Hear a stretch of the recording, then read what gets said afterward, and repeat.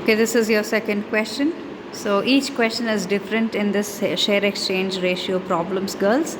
So please concentrate on all the methods. So all the problems, all the methods, each problem is different here. Company X is considering to purchase of company Y. So X is purchasing Y. The following are the financial data given. So number of shares are given. Company X is 4 lakh and Y is 1 lakh. Earnings per share is 6 and 4.5. Market value per share is also given. Assuming that the management of two companies have agreed to exchange the shares in proportion to, so which means they have two things here. The relative earnings per share of two firms. So therefore they have to identify relative earnings per share of two firms. And second question, 4 shares of company X for every 5 shares held in company Y, which means they have a ratio of 4:5 here. Let's see how this is being worked out. And then we have you are required to illustrate and comment on the impact of merger on the earnings per share. So here we go with the solution for the second question. So first question is the effect of merger on EPS when the exchange ratio is in the proportion to relative earnings per share. So first question is the relative earnings per share of two firms. So let's try to understand how are they going to relate it here. So as I told you, every problem is different, so please be careful and attentive. Okay, so earnings per share of X, which means number of shares into EPS. So number of shares is in the question, it's given as 4 lakh into 6. Okay, so this is for X company. Okay, 4 lakh into 6 we get 24 lakh. Similarly, earnings of company Y, 1 lakh into 4.5. Okay, it's given here, if you can see, 4 lakh into 6 and 1 lakh into 4.5 given in the question itself. The same thing I have shown here. You get 4 lakh 50,000. Total earnings after merger, which means find out total earnings. Add up both, we get total earnings of 28 lakh 50,000. So this is what they have earned post merger, after merger or post merger. Okay, so number of shares after merger, they're trying to identify relative earnings per share. So in order to calculate relative earnings per share, we need to calculate number of shares after merger. So your formula is very simple.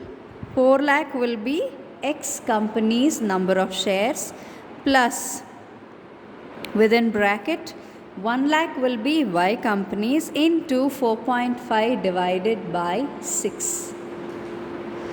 Okay, what is 4.5? 4.5 will be earnings per share of 4.5 is earnings per share of company Y divided by earnings per share of company X.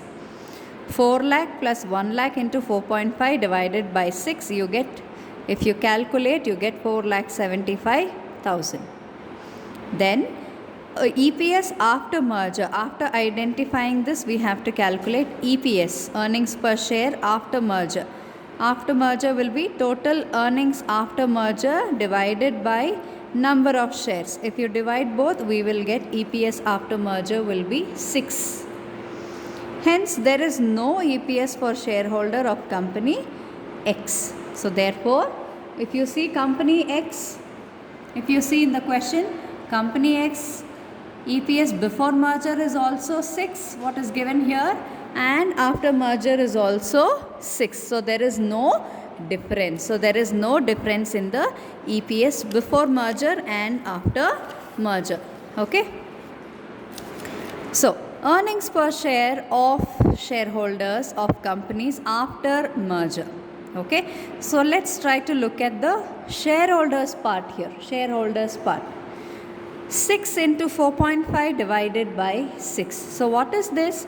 6 will be earnings after merger.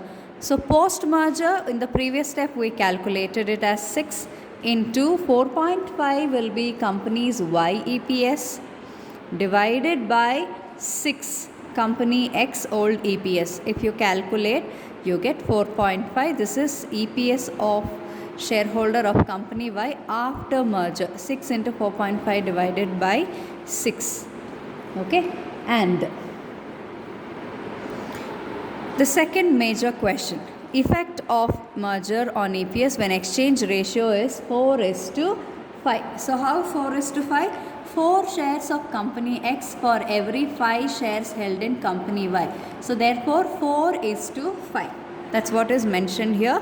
4:5. Forget about 8:1. Let's try to concentrate on 4:5. So what is total earnings after merger? This we have calculated in the first step itself. After merger, your total earnings will be, it's given here, see, 28,50,000. The same thing I have written here.